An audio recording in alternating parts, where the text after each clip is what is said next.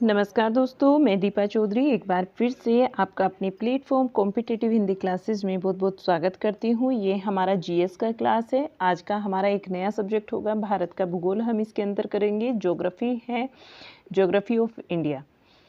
और इसमें जो हमारा सबसे पहला टॉपिक होगा ये होगा भारत का भौगोलिक परिचय। इस सब्जेक्ट से, इस टॉपिक से संबंधित जितने भी हमारे जो टीचिंग एग्जाम में आए हुए क्वेश्चंस होंगे वो सारे प्रीवियस ईयर के हम यहाँ पर करेंगे। और क्लास को शुरू करने से पहले मैं आपको बता देना चाहती हूँ कि हम यहाँ पर अपना इतिहास कंप्लीट कर चुके हैं। हिस्ट्री हमारी कंप्लीट हो चुकी है। इसमें आपका तीनों पार्ट्स हैं, जो आपका प्राचीन इतिहास है, मध्यकालीन इतिहास और आधुनिक इतिहास, ये हमारा कंप्लीट हो गया। सेकंड हमारा जो भारतीय राज्य व्यवस्था है और संविधान, इससे संबंधित जितने भी क्वेश्चंस बने हैं वो हमने यहाँ पर कर लिए हैं।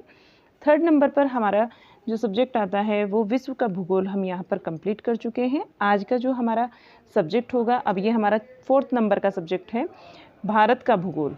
इससे संबंधित हम जितने भी पर्सन यहाँ पर बनेंगे टॉपिक वाइज वो करेंगे।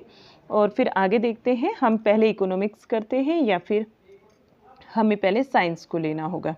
तो चलिएगा क्लास को स्टार्ट करते हैं। आप लोगों ने अगर ये वाली क्लासेस नहीं ली हैं हमारी, तो आप चैनल पर जा सकते हैं। जनरल अवेयरनेस के नाम से वहाँ पर क्या प्लेलिस्ट बनी हुई है एक, जिसमें ये सारी क्लासेस आपको सीक्वेंस वाइज मिलेंगी। और अगर आप चैनल पर नए हैं तो चैनल को सब्सक्राइब कर लीजिए, क्योंकि हमारी क्लासेस आपको तभी टाइम पर मिल पाएंगी।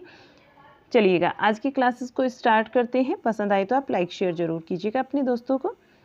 देखिएगा यहाँ क्वेश्चन हमारा 102 से स्टार्टिंग होगी, क्योंकि 101 तक के क्वेश्चंस हम कर चुके हैं, ठीक है, जिसमें विश्व भूगोल के में ये क्वेश्चंस आए थे, ठीक है।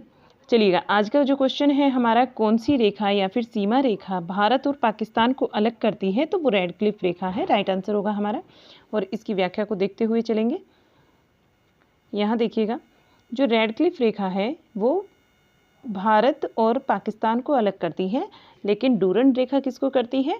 पाकिस्तान और अफगानिस्तान के बीच में जो रेखा है वो डूरंड रेखा के नाम से जानी जाती है। मैकमोहन रेखा ये भारत और चीन के बीच में है। रेड क्लिफ रेखा ये भारत और पाकिस्तान के बीच में है। हिंडनबर्ग रेखा जो है वो पोलैंड और जर्मनी के बीच में है। क्वेश्चन 103, भारत और श्रीलंका डैश बनाते टापुओं के एक समूह से जुड़े हुए हैं, तो ये कौन से समूह से जुड़े हुए हैं? राम सेतु से जुड़े हुए हैं। देखिएगा राइट आंसर यहाँ पर जो बनता है वो राम सेतु है। इसकी व्याख्या को देख लीजिए। यहाँ देखिए, एडम ब्रिज जिसे हम राम सेतु के नाम से जानते हैं, यह श्रीलंका और भारत को जोड़ता है आपस में। यह श्रीलंका के उत्तरी पश्चिमी तट से भारत और म्यांमार द्वीप से तमिलनाडु के दक्षिण पूर्वी तट पर पंबन द्वीप के बीच में चूना पत्थर के सैलों की एक श्रृंखला है। क्वेश्चन 104, मेघालय की राजधानी कौन सी है? बात मेघालय की राजधानी की करते हैं तो यहाँ क्या होगा हमारा राइट आंसर? शिलोंग हो जाएगा। मेघालय की राजधानी क्या है? शिलोंग है। तो यहाँ पर देखिएगा कुछ और राजधानियाँ आपके लिए दी गई हैं, इनको भी देख लेते हैं। मेघालय क्या है? शिलोंग। मणिपुर इम्फाल। मिजोरम आइजोल। त्रिपुरा की राजधानी क्या है? अगरतला। क्वेश्चन 105, निम्न में से कौन सा कथन सही है? 1 पॉइंट में क्या दिया कि भारत 7 देशों के साथ में अपनी भूमि सीमा साझा करता है। जो हमारी लैंड की जो सीमाएं हैं भारत की, वो साझा करता है 7 देशों के साथ में, तो बिल्कुल सही बात कही गई है। पाक जल संधि तथा मन्नार की खाड़ी के द्वारा गठित समुद्र के एक संकीर्ण चैनल के द्वारा श्रीलंका को भारत से अलग कर दिया गया है, ये भी बिल्कुल सही बात है। तो आपके दोनों ऑप्शन सही हो जाएंगे यहाँ पर। इसकी व्याख्या को देख लीजिए। व्याख्या देखिएगा यहाँ पर इसकी, भारत की स्थलीय सीमाएं 7 देशों से स्पर्श करती हैं, जो कि बांग्लादेश, चीन, पाकिस्तान, नेपाल, म्यांमार, भूटान और आपका अफगानिस्तान है। इसमें भारत और बांग्लादेश के बीच, बांग्लादेश के साथ में क्या सबसे लंबी सीमा रेखा है? भारत की और बांग्लादेश की जो सीमा रेखा है वो सबसे लंबी है, 4096.7 किलोमीटर लंबी है। इतनी सीमा रेखा भारत बांग्लादेश के साथ में साझा करता है। सबसे कम सीमा रेखा जो है वो अफगानिस्तान के साथ में है, 106 किलोमीटर। आगे देखिए, भारत एवं श्रीलंका के बीच में पाक जल संधि है और पाक जल संधि, ये दोनों आपस में एक दूसरे को जोड़ती है। पाक जल संधि के द्वारा भारत और श्रीलंका आपस में जुड़ जाते हैं। और आपका मन्नार की खाड़ी हिंद महासागर में भारत के दक्षिणी पूर्वी सिरे और श्रीलंका के पश्चिमी तट के मध्य स्थित है। यह भारत के रामेश्वर द्वीप से लेकर श्रीलंका के मन्नार द्वीप तक चूना पत्थर से बने द्वीपों की राम सेतु नामक एक श्रृंखला है। तो यहाँ आपकी दोनों ही बातें जो ऊपर कही गई हैं वो दोनों ठीक हो जाती हैं। आगे देखिएगा, छोटे अंडमान को उत्तर अंडमान से क्या अलग करता है?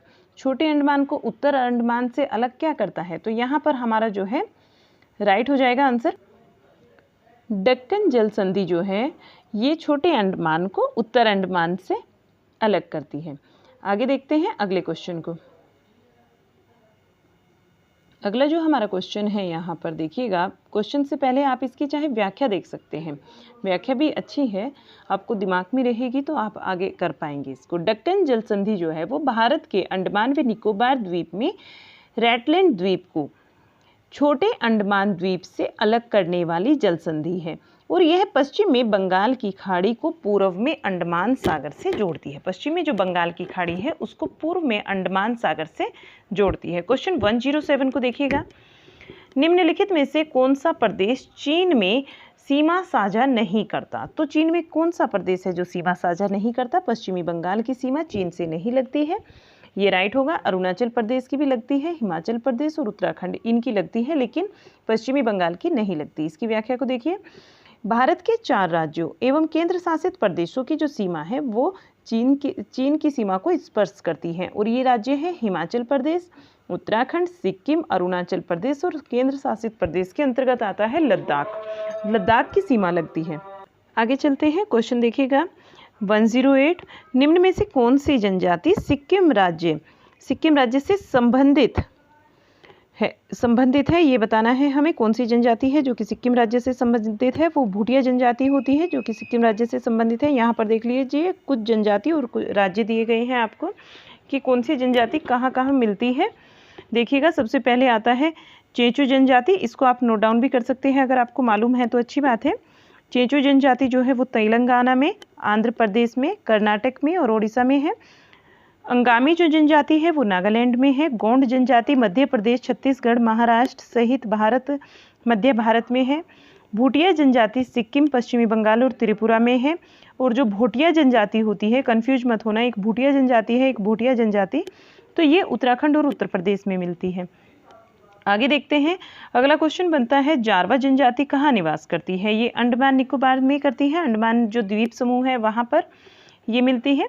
जारवा जनजाति अंडमान व निकोबार द्वीप समूह की जनजाति है, द्वीप समूह की आदिवासी जनजाति है। अब देखिएगा आपको पूरा दिखेगा।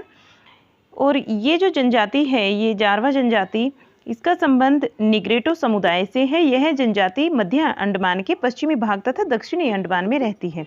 अंडमान व निकोबार में पाई जाने वाली अन्य जनजातियां जो हैं यहाँ पर अंडमानी, सेंटलीज, ओंजो और शोम्पेन कई बार क्वेश्चन पेपर में आती है कि शोम्पेन कहाँ की है। शोम्पेन जो है ये आपकी अंडमान में ही आती है। भारत स्थित है, भारत कहाँ पर स्थित है? देखिएगा, भारत जो है वो भूमध्य रेखा के उत्तर में स्थित है, राइट आंसर होगा आपका। आगे देखिएगा, इसकी हम कुछ व्याख्या देख लेते हैं। भारत जो है उत्तरी गोलार्ध में स्थित है, जिसकी मुख्य भूमि जो है वो 8 डिग्री 4 मिनट उत्तरी अक्षांश से लेकर 37 डिग्री 6 मिनट उत्तरी अक्षांश तक तथा 68 डिग्री 7 मिनट पूर्वी देशांतर से लेकर 97 डिग्री 25 मिनट पूर्वी देशांतर तक विस्तृत है। कर्क रेखा जो है वो भारत की 8 राज्यों से होकर गुजरती है और ये मैं बताया है आपको कल या परसों के पेपर में कि कौन कौन से वे राज्य हैं जहाँ से होकर कर्क रेखा गुजरती है। यह जो रेखा है कर्क रेखा, ये 23.5 डिग्री उत्तरी अक्षांश पर स्थित है, लक्षद्वीप अरब सागर में, वहीं अंडमान निकोबार द्वीप समूह बंगाल की खाड़ी में स्थित है। भारत के ही क्षेत्रफल के अंतर्गत आता है, ये जो है ये भारत के क्षेत्रफल के अंतर्गत ही आता है। अगले क्वेश्चन को देखते हैं। आगे जब चलेंगे हम तो यहाँ आएगा हमारा क्वेश्चन नंबर 111। तेलंगाना भारत का कौन से नंबर का राज्य है? तेलंगाना की बात करते हैं तो ये 29वें नंबर का राज्य है। देखिए इसकी व्याख्या को और ध्यान से देखना, क्योंकि इसमें कुछ चेंजेस भी आपको बताए जाएंगे कैसे हुआ है तो ध्यान से देखिएगा। 2 जून 2014 को तेलंगाना जो है वो भारत का 29वां राज्य बना है। इसको ध्यान में रखेंगे, कभी भी ये बात आपसे पूछी जा सकती है कि तेलंगाना कौन से नंबर का राज्य हो या फिर 29वें नंबर का राज्य कब बना। ठीक है, ये डेट भी आपसे पूछी जा सकती है। 2 जून 2014 को बना है। इसे आंध्र प्रदेश से अलग करके बनाया गया है और 5 अगस्त 2019 को जम्मू कश्मीर को जो एक विशेष दर्जा प्रदान किया गया था, ये आर्टिकल हमारा 370 के अंतर्गत आता है। इसको 5 अगस्त 2019 को समाप्त कर दिया गया और समाप्त करके जम्मू कश्मीर को 2 भागों में विभाजित किया गया, एक जम्मू कश्मीर और एक आपका लद्दाख। जम्मू कश्मीर जो राज्य था इसको लद्दाख और जम्मू कश्मीर में विभाजित किया गया और इनको क्या बना दिया गया, केंद्र शासित प्रदेश बना दिया गया, केंद्र शासित राज्य जिसको आप यूटी बोलते हो, बना दिया गया है।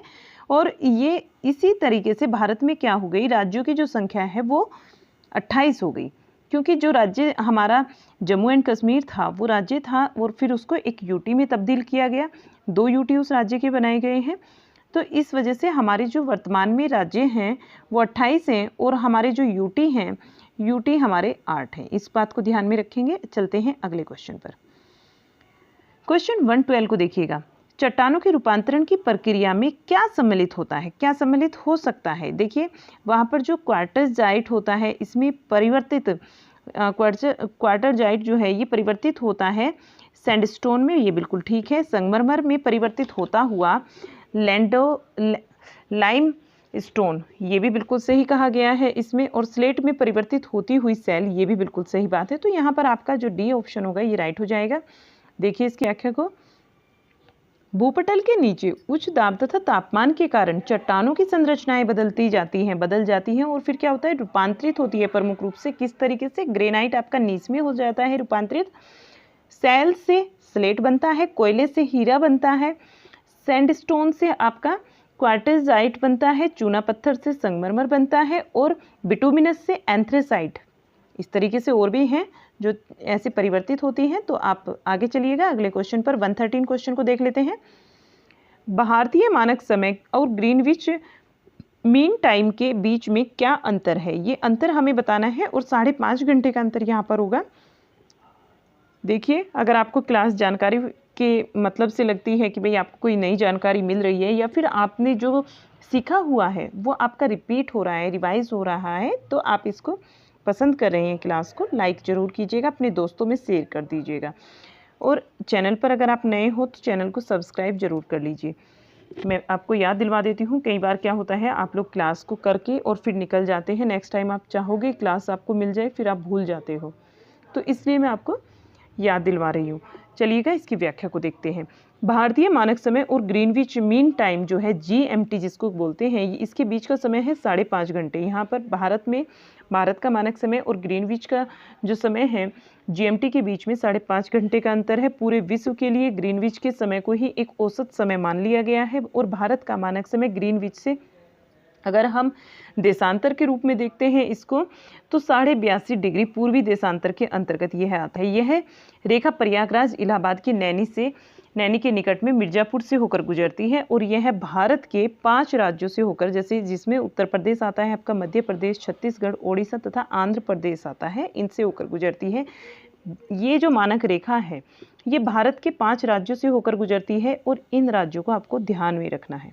ठीक है, ये आपके लिए यहाँ से क्वेश्चन बन सकता है कि कौन कौन से जगह से, कौन कौन से राज्यों से होकर जो है मानक समय भारत का गुजरता है या फिर कितने राज्यों से होकर गुजरता है। तो ये चीज़ें आप ध्यान में रखेंगे। उत्तर प्रदेश, मध्य प्रदेश, फिर छत्तीसगढ़ आपका और ओडिशा तथा आंध्र प्रदेश। क्वेश्चन देखिएगा 114। अक्षांश रेखा जो कि सिक्किम से गुजरती है वह निम्न में से और कहाँ से गुजरती है, और कहाँ से गुजरती है जो आपका अक्षांश रेखा है राजस्थान से गुजरती है। देखिएगा यहाँ जो ऑप्शंस दिए गए हैं इनमें राजस्थान से गुजरती है। तो आप इसकी व्याख्या को देखते हुए चलिए। अक्षांश रेखाएं ग्लोब पर भूमध्य रेखा के समानांतर पश्चिम से पूर्व की ओर खींची गई काल्पनिक रेखाएं हैं। भूमध्य रेखा को 0 डिग्री अक्षांश रेखा कहा जाता है। भूमध्य रेखा से उत्तरी ध्रुव की ओर सभी दूरियां उत्तरी अक्षांश और दक्षिणी ध्रुव की और सभी दूरियां जो हैं वो दक्षिणी अक्षांश में मापी जाती हैं। अक्षांश रेखाओं की जो संख्या है ये 179 है। आप बहुत से बच्चे क्या करते हैं इसको 180 मान लेते हैं, लेकिन ये 180 नहीं होता है। ये 179 होती है, तथा दो अक्षांशों के बीच की जो दूरी है, जो ये रेखाएं होती हैं अक्षांश ये रेखाएं, इनके बीच की दूरी होती है 111 किलोमीटर। सिक्किम से होकर गुजरने वाली अक्षांश रेखा राजस्थान से होकर भी गुजरती है। इसको ध्यान में रखेंगे। नेक्स्ट क्वेश्चन को देखते हुए चलेंगे। फिर अगला क्वेश्चन जो हमारा बनता है 115, भारत में अत्यंत दीर्घ दिन को क्या कहते हैं? कौन सा दिन है, किस तारीख का वो दिन होता है जो सबसे लंबा दिन होता है भारत में? तो वो 21 जून का दिन होता है। भारत में अत्यंत दीर्घ दिन 21 जून का होता है और उत्तरी गोलार्ध में रहने वालों के लिए 21 जून साल का सबसे लंबा दिन होता है। इसको देखेंगे। फिर यहाँ जो हमारा क्वेश्चन बनता है 116 को देखते हुए चलेंगे। निम्नलिखित में से किस भारतीय राज्य की सबसे लंबी तटरेखा है? तटरेखा की बात करते हैं तो गुजरात की सबसे लंबी तटरेखा है, और ये जो तटरेखा है ये समुद्री तट के 1214.7 किलोमीटर लंबी है। ठीक है, इसका गुजरात का जो समुद्री तट है, ये समुद्री तट की ही बात करते हैं केवल, ये 1214.7 किलोमीटर है, जो कि देश की कुल मुख्य भूमि के तटीय भाग का लगभग, जो मुख्य भूमि है इसके तटीय भाग का लगभग 23% है। यह सबसे लंबी तटरेखा वाला राज्य है और गुजरात तटरेखा पर 41 बंदरगाह स्थित है। कांडला जो बंदरगाह है, जो सबसे प्रमुख बंदरगाहों में से एक है, वो यहीं पर है।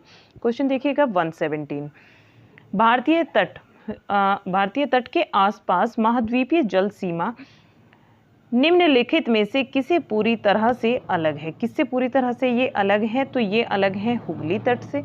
हुगली तट, यहाँ हुगली तट की जो जल सीमा है वो भारत के महाद्वीपीय तट से अलग है, जबकि कोरोमंडल तट, कोंकण तट तथा दक्षिणी गुजराती तट महाद्वीपीय जल सीमाओं से जुड़े हुए हैं।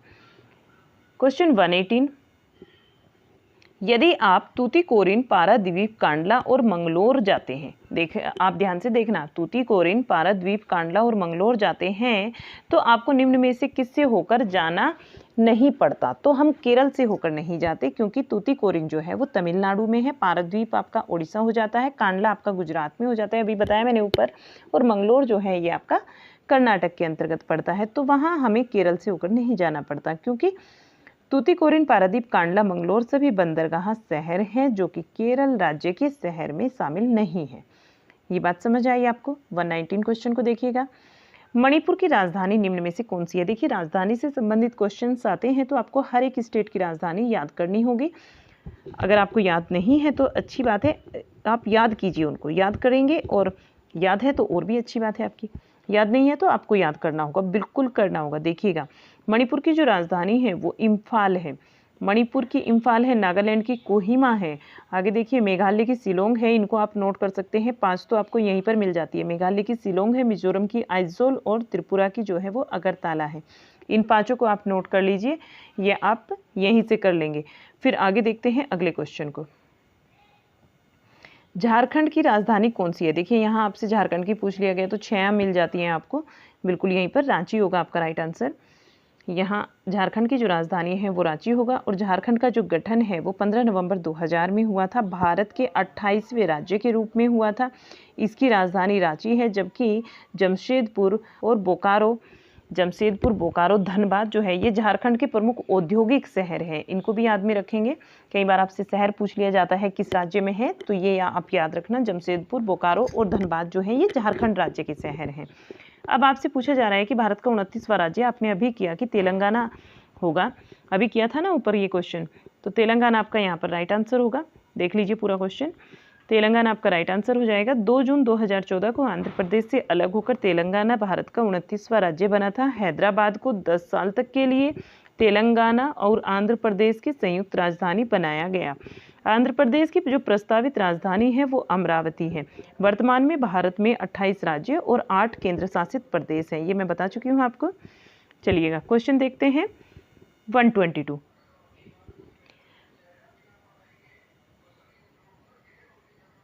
पहाड़ी शहर कुल्लू और मनाली, पहाड़ी शहर क्या है? कुल्लू और मनाली, पहाड़ी शहर है कुल्लू और मनाली। इसमें देखिएगा आपसे क्या पूछा जा रहा है, किस में स्थित है, ये कौन से राज्य में स्थित है? तो हिमाचल प्रदेश आपका यहाँ राइट आंसर बन जाएगा। पहाड़ी शहर कुल्लू और मनाली भारत के हिमाचल प्रदेश राज्य में स्थित है। प्रशासकीय तौर पर मनाली हिमाचल प्रदेश के कुल्लू राज्य का एक हिस्सा है। शिमला, मसूरी, धर्मशाला तथा डलहौजी आदि अन्य पर्वतीय शहर हैं। धर्मशाला हिमाचल प्रदेश की शीतकालीन राजधानी है। धर्मशाला क्या है? हिमाचल प्रदेश की शीतकालीन राजधानी है। आपसे ये क्वेश्चन बन सकता है, देखिए इसको ध्यान में रखिएगा आपसे कि हिमाचल प्रदेश की शीतकालीन राजधानी कौन सी है। अगर आप नहीं जानते हैं तो आप धर्मशाला को लगाएंगे, ठीक है। याद कर लीजिए, इसको नोट डाउन कर लीजिए। आप नहीं जानते हैं तो नोट डाउन कर लीजिए और फिर आपको याद करके इसको याद रखना है हमेशा। आगे देखिएगा, क्वेश्चन 2-3 बनता है, 1 2 3 यानी कि 123 क्वेश्चन है। गोवा राज्य में कितने जिले हैं? तो यहाँ 2 आपका राइट होगा, 2 जिले हैं वहाँ पर, 2 जिले हैं। एक उत्तरी गोवा और एक है आपका, एक उत्तरी गोवा है जिसका मुख्यालय पणजी में है और दूसरा दक्षिणी गोवा है जिसका मुख्यालय जो है मडगांव है। उत्तरी गोवा और दक्षिणी गोवा, और इनके मुख्यालय क्या है? पणजी और मडगांव। पणजी जो है वो गोवा की राजधानी है। गोवा 30 मई 1987 को 25वें राज्य के रूप में अस्तित्व में आया था। 25वें राज्य के रूप में कौन बना था?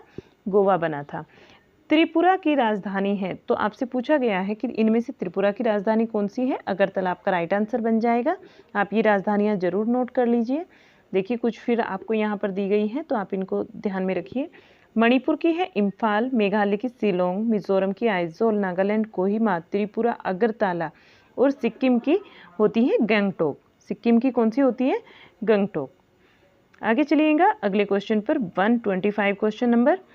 निम्नलिखित में से कौन सा भारतीय राज्य सीमा पर स्थित नहीं है? नहीं की बात करते हैं तो यहाँ पर हमारा मध्य प्रदेश हो जाएगा। ये भारतीय सीमा पर स्थित नहीं है। ये एक ऐसा राज्य है जो कि भारतीय सीमा पर स्थित नहीं है। और इसको देखते हुए चलेंगे व्याख्या को। क्षेत्रफल व जनसंख्या की दृष्टि से दक्षिण एशिया का सबसे बड़ा देश है। दक्षिणी भारत जो है वो दक्षिण एशिया का सबसे बड़ा देश है और इसकी सीमाएं 7 देशों से मिलती है।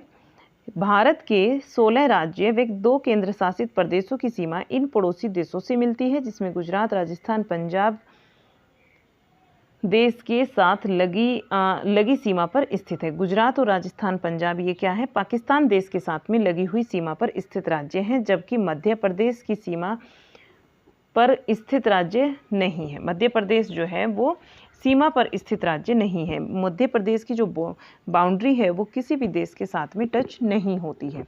क्वेश्चन नंबर 126 को देखते हैं। घोषणा के अनुसार एनसीटी दिल्ली में कितने जिले हैं? एनसीटी जो दिल्ली है इसमें कितने जिले हैं? तो यहाँ 11 जिले हैं। देखिए, वर्तमान में राष्ट्रीय राजधानी क्षेत्र दिल्ली में 11 जिले हैं। नई दिल्ली में 70 विधानसभा सीटें हैं और 7 लोकसभा सीटें हैं। 7 क्या हैं? लोकसभा सीटें हैं। एनसीटी दिल्ली का क्षेत्रफल क्या है? एनसीटी दिल्ली के क्षेत्रफल की बात करते हैं तो 1483 वर्ग किलोमीटर एनसीटी दिल्ली का क्षेत्रफल है। एनसीटी दिल्ली का क्षेत्रफल 1483 वर्ग किलोमीटर है और दिल्ली यमुना नदी के किनारे बसा एक राष्ट्रीय राजधानी क्षेत्र है। क्वेश्चन देखिएगा 128। दिल्ली के पड़ोसी राज्य कौन कौन से हैं? अगर बात करते हैं पड़ोसी राज्यों की तो यहाँ पर हमारा हरियाणा और उत्तर प्रदेश राइट आंसर होगा। क्वेश्चन 129। भारत और चीन के बीच निर्धारित सीमा रेखा को किस नाम से जाना जाता है? ये हमने अभी किया था ना ऊपर, सबसे पहला क्वेश्चन हमारा यही था। और यहाँ पर मैकमोहन लाइन हमारा राइट आंसर बनेगा।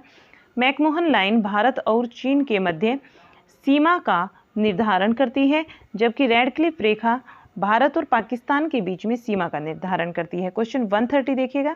भारत के साथ में किस देश की सीमा स्थलीय अंतर्राष्ट्रीय सीमा नहीं है? किस देश की सीमा स्थलीय अंतर्राष्ट्रीय सीमा नहीं है? तो यहाँ पर हम राइट आंसर जो लगाएंगे श्रीलंका को लगाएंगे। श्रीलंका जो है हमारा राइट आंसर हो जाएगा। देखिए इसकी व्याख्या को देख लेते हैं इस क्वेश्चन की। देखिए, भारत की जो स्थलीय सीमा है वो इस प्रकार से है। जैसे बांग्लादेश है आपका, तो बांग्लादेश के साथ में जो भारत की सीमा लगती है वो 4096.7 किलोमीटर लगती है। चीन के साथ में 3488 किलोमीटर लगती है। पाकिस्तान के साथ में कितनी लगती है? 3323 किलोमीटर। नेपाल के साथ में 1751 किलोमीटर। म्यांमार के साथ में 1643 किलोमीटर। भूटान के साथ में लगती है 699 किलोमीटर। अफगानिस्तान के साथ में 106 किलोमीटर। तो ये जो सीमाएं हैं आप इनको याद में रखेंगे, भाई नोट कर लीजिए। देखिए 1 से 2 बार आप जैसे ही इनको रिवाइज करेंगे तो आपके याद हो जाएंगी। ठीक है, तो यहाँ आपका जो क्वेश्चंस बनता था, आंसर जो बनता था इस क्वेश्चन का वो श्रीलंका ही बनता था कि इसके साथ में कोई भी अंतर्राष्ट्रीय सीमा भारत की नहीं लगती। क्वेश्चन 131 को देखेंगे अब। निम्न में से बेमेल छांटना है हमें, जो यहाँ पर मेल नहीं खाता उसको छांटना है। ठीक है, और इसमें जो हमारा त्रिपुरा होगा ये राइट आंसर होगा। राइट आंसर होगा, कैसे होगा इसको हम देखते हुए चलेंगे। त्रिपुरा एक राज्य है, बाकी जो दिया गया है आपको कोहिमा, आपका आइजोल और इम्फाल ये आपकी राजधानियां हैं। ठीक है, यहाँ पर त्रिपुरा क्या है, एक आपका राज्य है, बाकी आपकी राजधानियां हैं, जिसकी राजधानी अगरतला होती है। त्रिपुरा की राजधानी क्या होती है, अगरतला होती है। बाकी सभी यहाँ पर राजधानियां हैं। देखिए मिजोरम की आइजोल होती है, मणिपुर की इम्फाल और नागालैंड की कोहिमा होती है। मिजोरम की राजधानी फिर से आपको पूछ लिया गया है क्या होती है, तो मिजोरम की क्या होती है, आइजोल होती है, मिजोरम आइजोल। और मणिपुर की होती है इम्फाल, मिजोरम की आइजोल आप लिखेंगे। असम की आप दिसपुर नोट कीजिएगा, असम की क्या होती है, दिसपुर होती है।